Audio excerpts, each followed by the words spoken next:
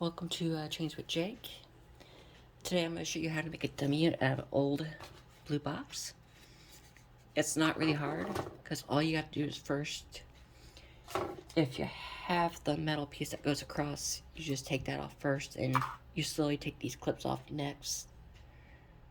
On each end you take the worm gears out, the bars, and you pull the motor out, like here. Now, you could actually go all the way down and take all the gears out and just leave the gears in these trucks. Or you just keep them as it is and just use them as weight.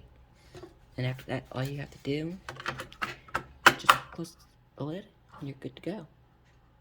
So here I have it on track, and as you see, it just moves as free as zero. Free falls, it's not gonna trigger anything. It's not gonna cause your track to